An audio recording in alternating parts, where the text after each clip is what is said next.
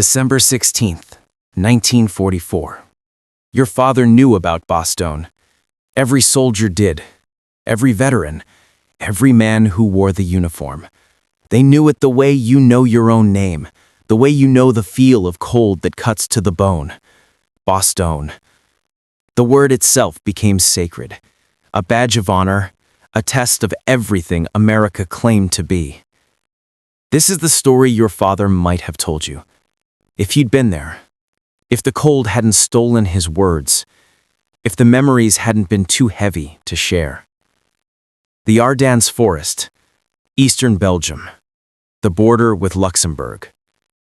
A place where 7 roads met, where paths crossed, where a single town controlled everything.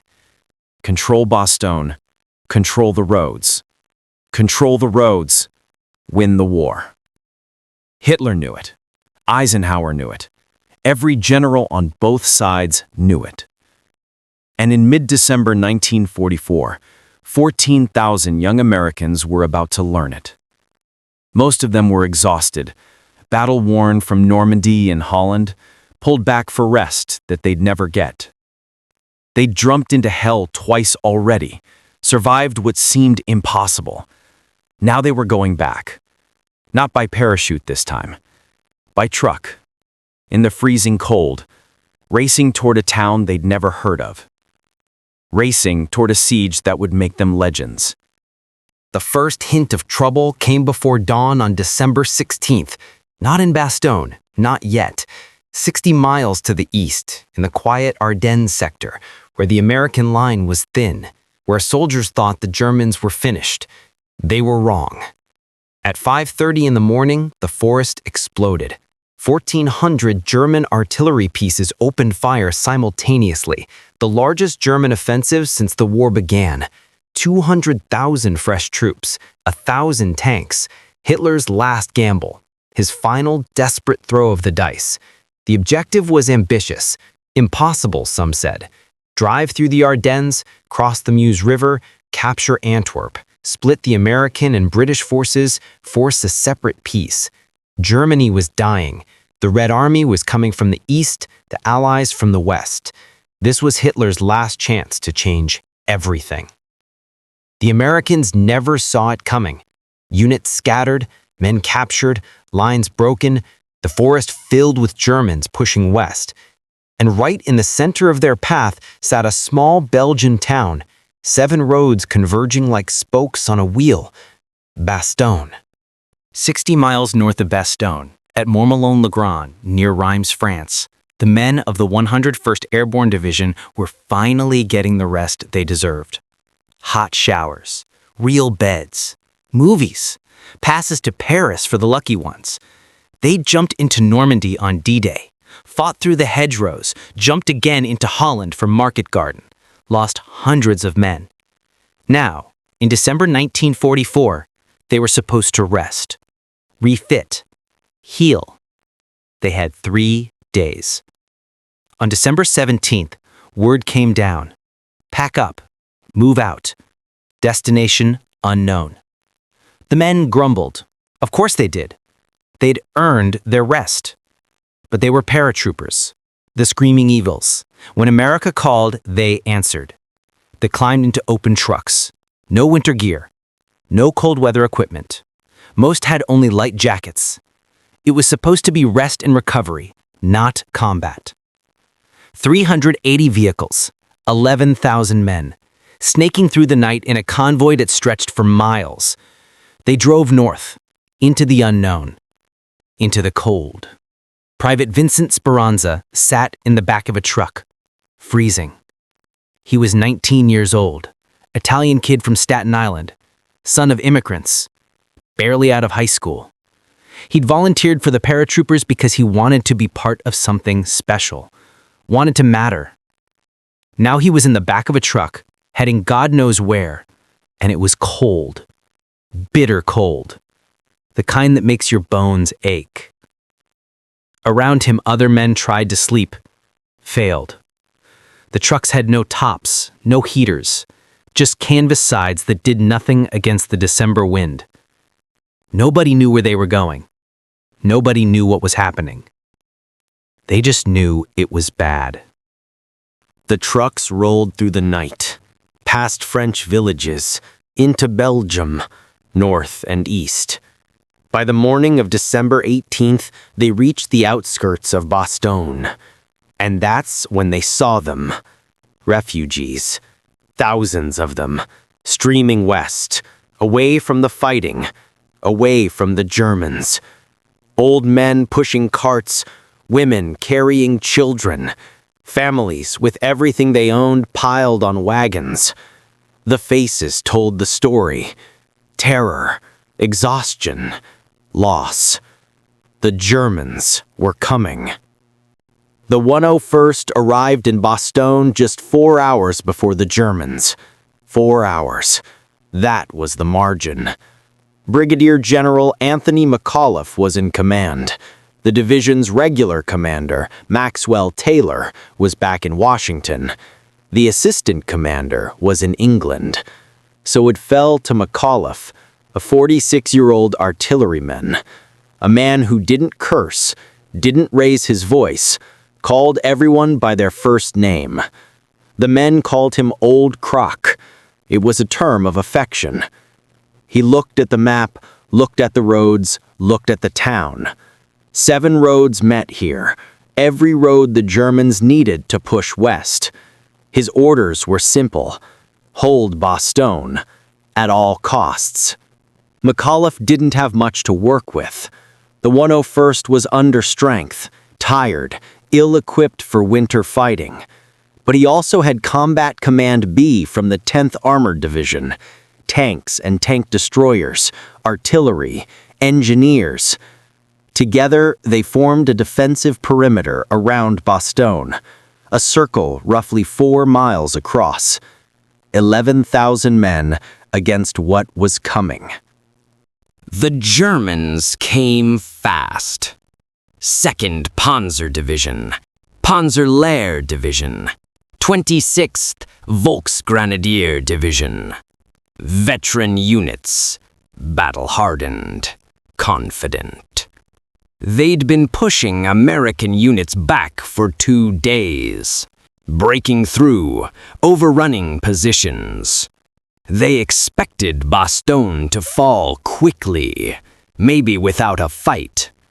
They were wrong. On December 19th, the first German probe hit the American lines east of Bastogne. The 101st held, barely, but they held. On December 20th, the Germans hit harder, from multiple directions, testing for weakness. The Americans held again. And then, on December 21st, the trap closed. German units pushed past Bastogne to the north and south, encircled the town, cut the roads. The siege had begun. Your father understood what that meant, even if he wasn't there. Even if he fought in the Pacific or never left the States. He understood what it meant to be surrounded, cut off, alone. No supplies coming in, no wounded going out, no reinforcements, no escape. Just you and the men beside you, against everything. December 21st. The Germans controlled every road into Bastogne. Inside the perimeter, 11,000 Americans dug in. The temperature dropped below freezing. Snow fell. Fog settled in thick blankets. The men dug foxholes in frozen ground, cleared fields of fire, positioned their weapons. They had what they'd brought with them, nothing more. Ammunition was limited. Food was limited. Medical supplies were limited, and winter clothing, most men had none. Vincent Speranza manned a machine gun in a foxhole on the eastern perimeter, near the village of Mont. His position overlooked an open field, Beyond it, the Germans. He'd never been in combat before, never fired his weapon at another human being. Now he was in a hole in the ground, freezing, waiting for men to come kill him. He was 19 years old. The Germans attacked on December 22nd. Not all at once. They didn't coordinate their assaults. Different units hit different parts of the perimeter at different times. It was a mistake, one that would cost them dearly. In Vincent Speranza's sector, the attack came at first light. German infantry moving across the open field, supporting tanks behind them. The Americans held their fire, waited, let them close. 400 yards, 300 yards, 200 yards. Then the lieutenant gave the order.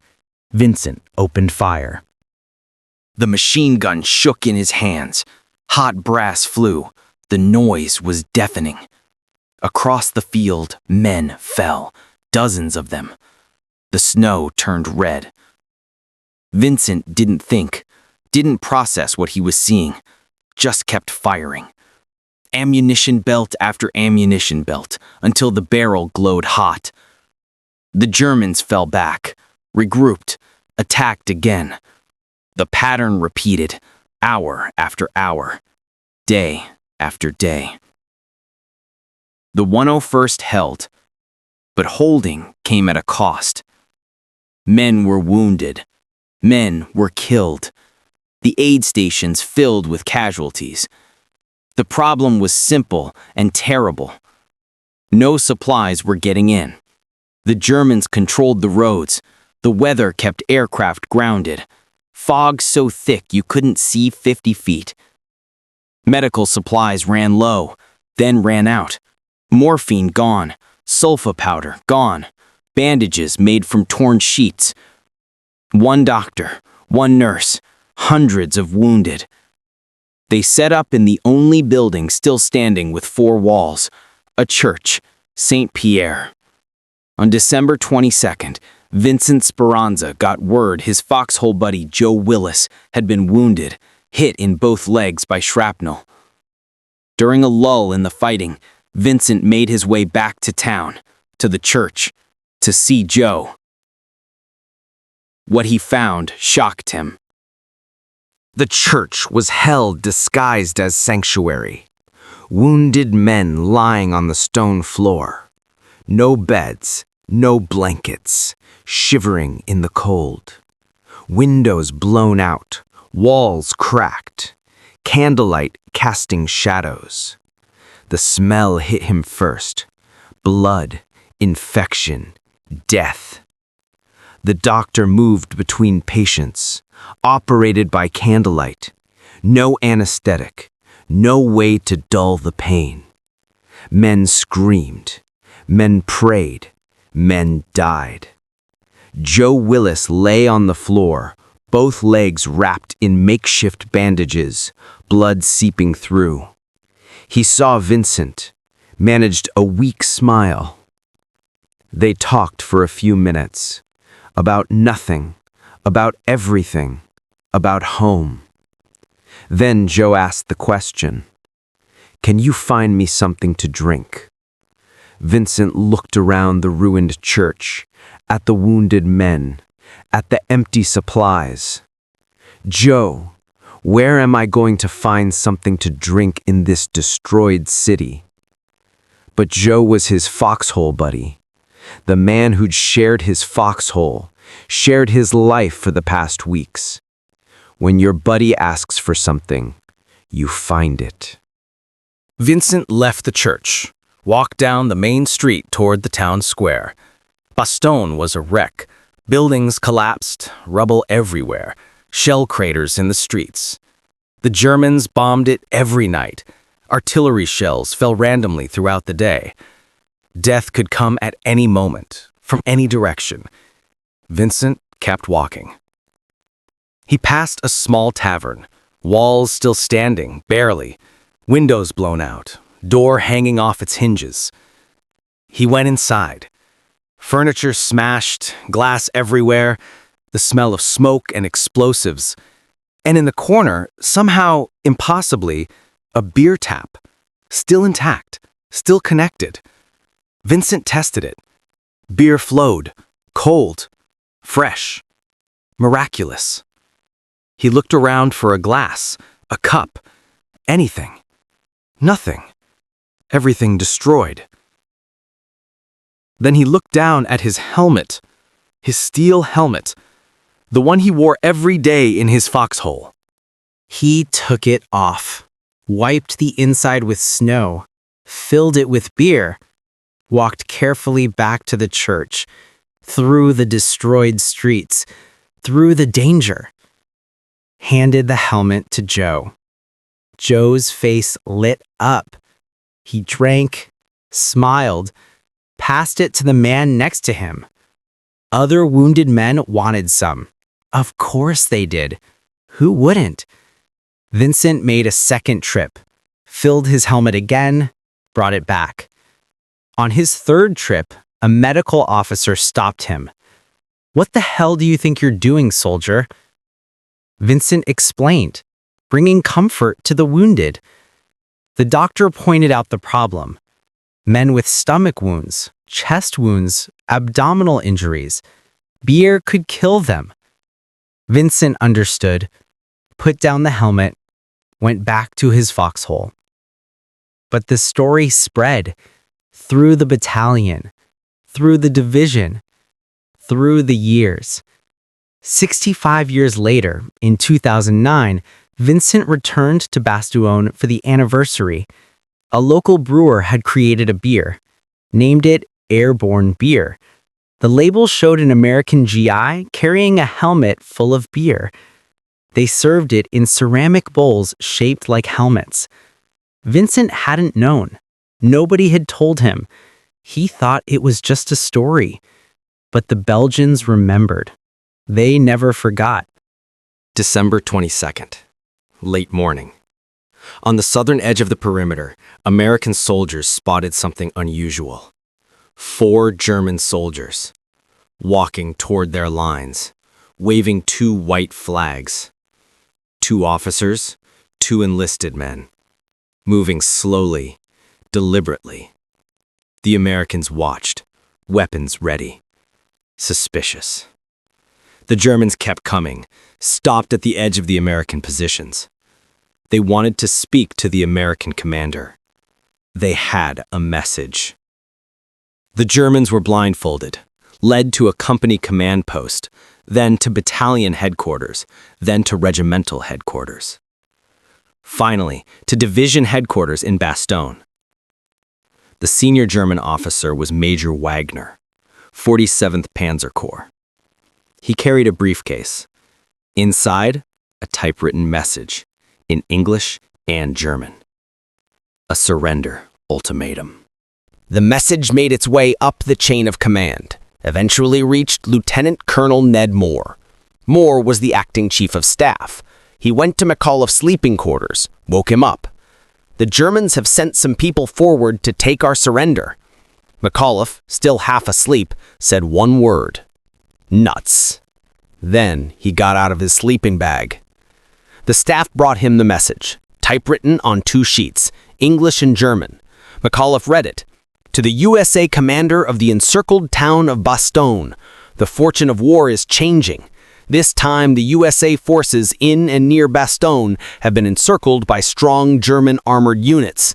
There is only one possibility to save the encircled USA troops from total annihilation. That is the honorable surrender of the encircled town." The message went on, threatened massive artillery bombardment, warned of civilian casualties, gave them 2 hours to decide. McAuliffe read it, crumpled it into a ball, threw it in a wastebasket, muttered something under his breath, left to check on his units on the western perimeter. The staff stood around, looking at each other. What should they tell the Germans? Someone suggested a formal rejection, military protocol, professional language. Lieutenant Colonel Harry Kennard spoke up. "What you said initially would be hard to beat, General." McAuliffe looked confused. What had he said? "You said nuts, sir." The room erupted in approval. Perfect. Exactly right. McAuliffe sat down, wrote it out by hand, had it typed. The official reply, in its entirety. To the German commander, nuts. The American commander. Colonel Joseph Harper delivered the message to the waiting German officers.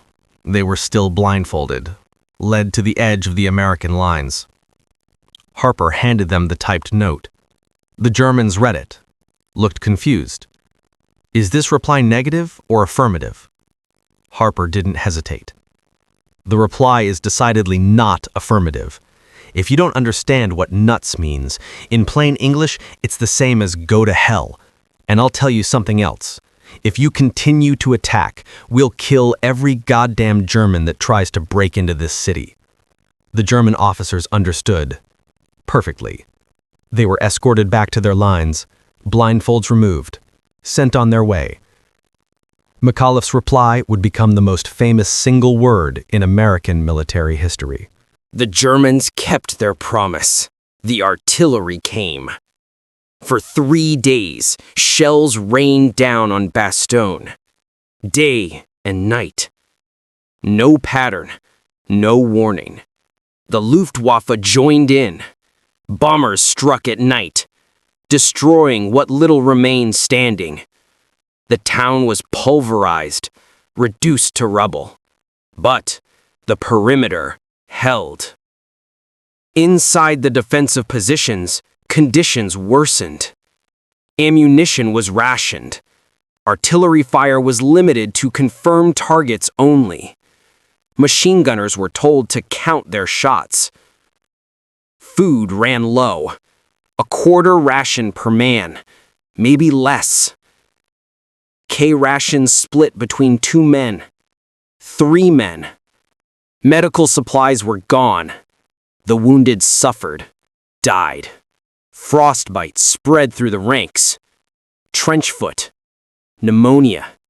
Men wrapped their feet in burlap, shared blankets, huddled together for warmth. The temperature dropped to 10 degrees, then lower. December 23rd. Dawn broke with something different, something the men hadn't seen in days. Clear sky. The fog lifted, the clouds parted. For the first time since the siege began, the sun appeared. And with it, salvation. At 3 o'clock in the afternoon, the sound came. Aircraft engines, multiple aircraft, growing louder. Men looked up, pointed, shouted. C-47s, dozens of them, wave after wave. Flying over Bastogne at low altitude, belly doors open. Parachutes blossomed, red, blue, white, yellow, hundreds of them. Supply bundles swinging beneath, dropping into the perimeter. The men erupted in cheers, ran toward the drop zones, collected the bundles. Ammunition, medical supplies, food, gasoline. Everything they needed. Everything they'd been praying for. The airdrops continued all day, 241 tons of supplies, delivered under German fire. Some planes were hit, some went down. The crews knew the risk, came anyway. But relief didn't mean rescue. Not yet. The Germans still surrounded Bastogne, still attacked, still tried to break through. And now, enraged by McAuliffe's refusal, they intensified their efforts. If Bastogne wouldn't surrender, it would be destroyed. On Christmas Eve, the Luftwaffe bombed Bastogne for 4 hours straight. The town burned. What little remained standing fell. But the perimeter held. On Christmas Day, the Germans launched coordinated attacks from multiple directions. Tanks and infantry pushing hard, determined to break the American line. The 101st threw them back. Artillery fire, tank destroyers, infantry fighting from foxholes. The Germans withdrew, licked their wounds, prepared to try again. Christmas Day, 1944. Your father wasn't in Bastogne, but he knew about it. He knew what those men were going through. He knew what it meant to be cold, scared, far from home on Christmas. He knew what it meant to eat cold rations while thinking about his mother's cooking, his family's table, the warmth of home. He knew what it meant to wonder if he'd survive, if he'd see another Christmas. On Christmas Day, McAuliffe sat down with his staff for Christmas dinner. Canned rations, heated over a small fire, eaten with metal utensils. No turkey, no pie, no presents, no tree. But they were alive. They were holding. They were still fighting. That was enough. After dinner, McAuliffe wrote a message to his troops. Not an order, not a strategy, just words. Human words. Honest words. He acknowledged their suffering, recognized their sacrifice, praised their courage. He reminded them what they'd accomplished. 4 German panzer divisions stopped. Multiple attacks repelled. The German offensive delayed. By holding Bastogne, they were ensuring Allied victory. He told them they were giving America a worthy Christmas present. He ended with this: "We are truly making for ourselves a Merry Christmas."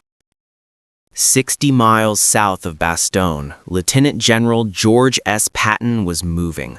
3rd Army, 4 divisions, 60,000 men, tanks, artillery, everything he could muster.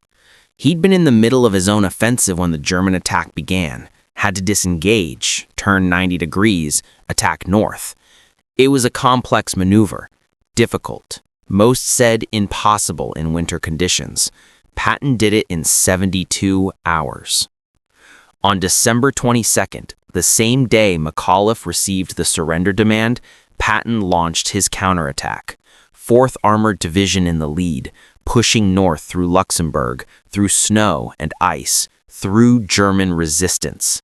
The goal was simple: reach Bastogne, break the siege, relieve the 101st.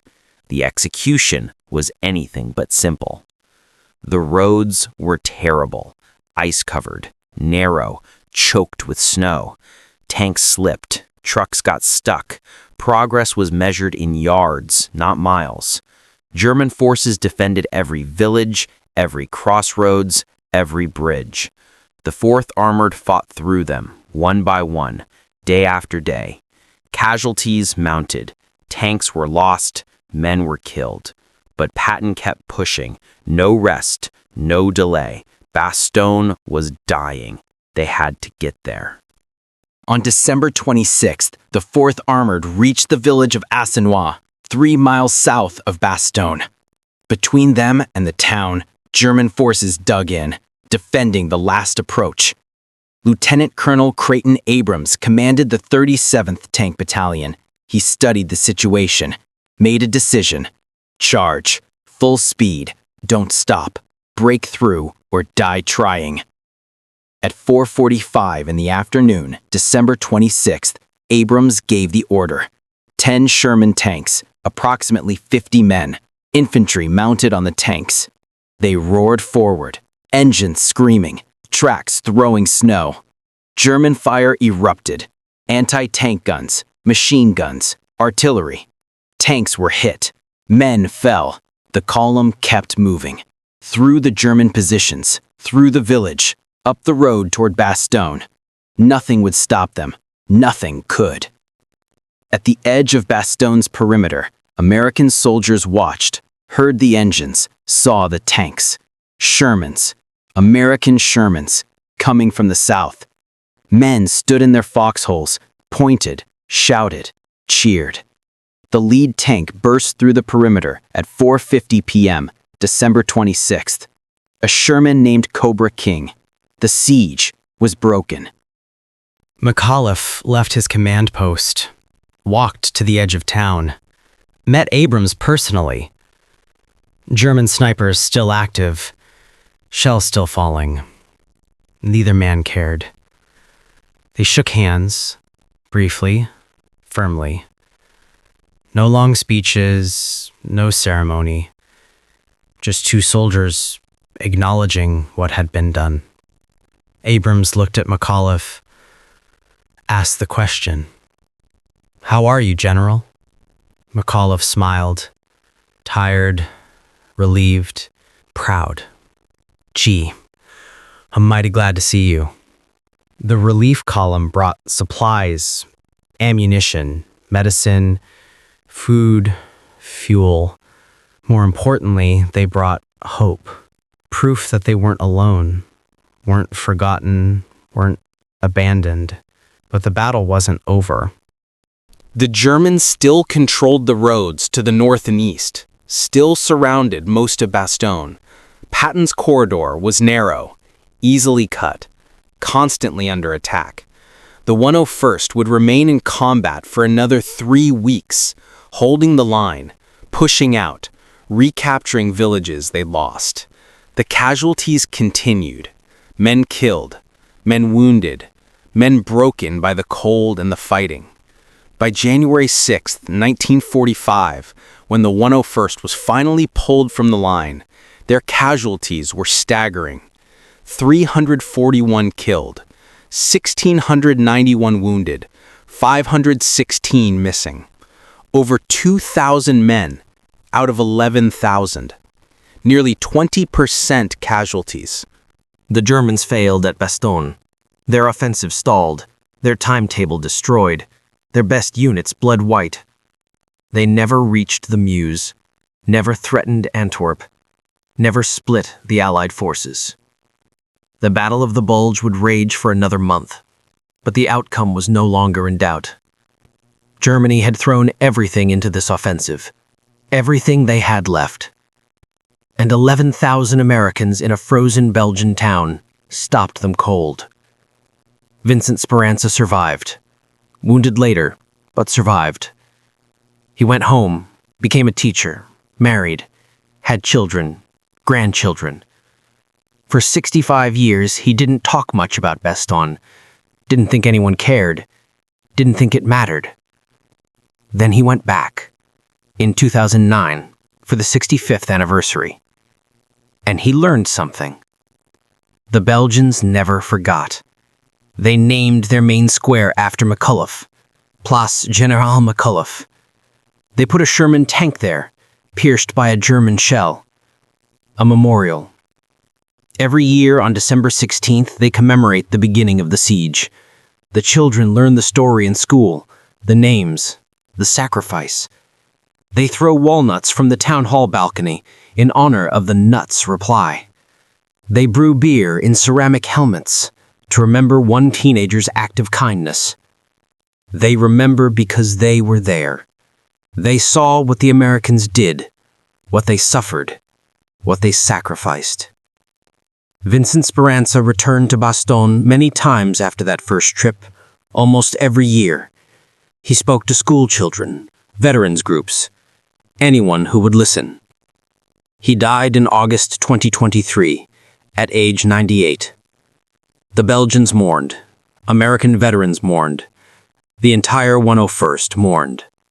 But his story lives on, in the history books, in the museums, in the beer named after his kindness.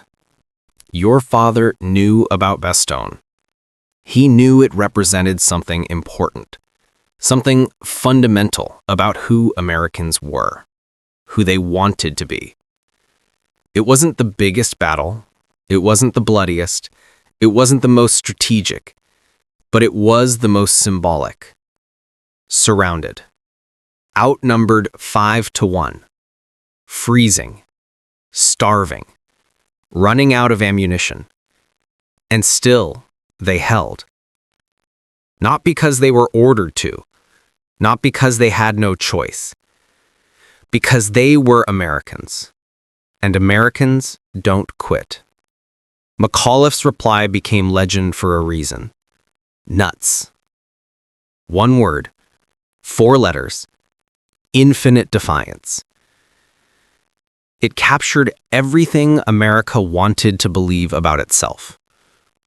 That when pushed to the edge, when surrounded by darkness, when given the choice between surrender and sacrifice, Americans choose to stand. Your father understood that, even if he never said it out loud. He understood why those men fought in that frozen town, why they held that perimeter, why they refused to surrender, Because surrender wasn't just about them. It was about everyone back home, everyone they loved, everything they believed in. Surrender meant the Germans break through, reach Antwerp, split the Allies, prolong the war. Surrender meant more men die, more families destroyed, more suffering. So they didn't surrender. They held. If your father served in Europe, he knew men who fought at Bastogne. If he served in the Pacific, he still knew. Everyone knew. The story spread through the ranks. Bastogne, the 101st, McAuliffe's reply. It gave men hope, proof that Americans could stand against anything. If your father never served, never left the States, he still knew. Read about it in the papers, heard it on the radio, saw it in the newsreels. Bastogne was the story everyone needed, at the moment they needed it. And if your father came home from the war and never talked about it, never explained what he saw, never shared what he felt, Bastogne might help you understand why. How do you explain what it's like to be that cold, that scared, that close to death? How do you make someone who wasn't there understand what it means to stand in a foxhole, freezing, knowing you might die in the next minute, and still refuse to quit? You can't. Not really. The words don't exist. So your father stayed quiet, kept it inside, carried it alone. The men who fought at Bastogne are almost all gone now. Vincent Speranza was one of the last. His generation is fading. Soon, they'll all be gone. But the story remains. The sacrifice remains. The memory remains.